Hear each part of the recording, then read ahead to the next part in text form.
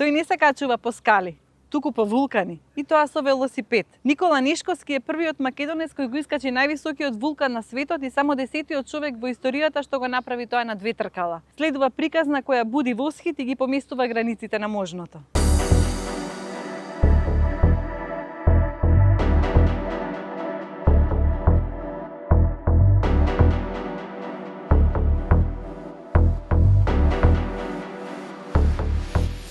Кај нас, мислам дека добар предизвик, ќе спомнам, беше искачување на врвот Враца, голема Враца.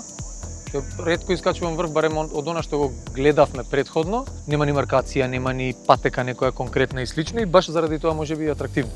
Дефинитивно, без конкуренција, најтешко беше Чиле. Тоа сега ќе те прашам. Вулканот, да, тоа беше без конкуренција, зборам по тежина, не може да го споредам со ниедна друга експедиција или авантура што сме ја правили.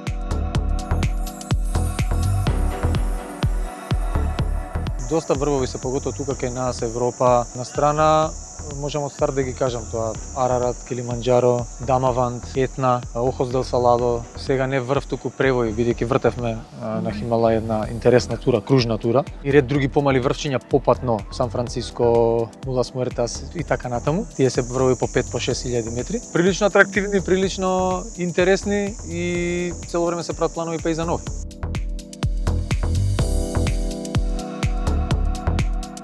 Едуцираме деца, млади, наставници, образовен персонал на тема животна средина од една страна и на друга страна велосипедизам и урбана мобилност, безбедност во сообраќај за деца. Ќе ги воведат како предмет задолжителен во сите училишта? Задолжителен, мислам дека е голема процедура. Таму мислам дека треба волја баш од и притисок од многу фактори. Во моментов има некои изборни предмети, тие се така наречени слободни изборни предмети, меѓу кои еден е наш предмет. Тоест два. Еден е за заштита на животна средина, каде што имаме искуствено учење. Друга работа е дека имаме и слободен изборен предмет велосипедизам. Исто така. Така да тие се официјално наставникот може да ги консултира родителите и доколку има интерес и децата да се избере тој предмет и цело полугодие децата да слушаат таков предмет.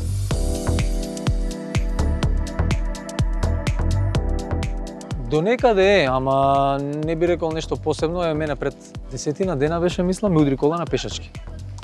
Јас бев со точак на зелено. Мое. Зелено, на колата црвено.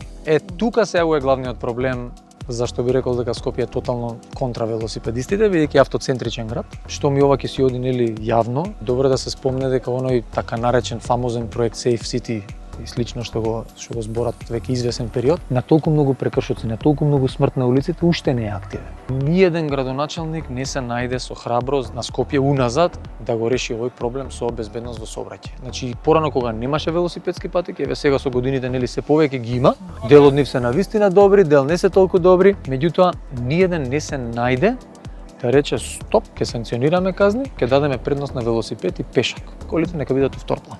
Ниеден.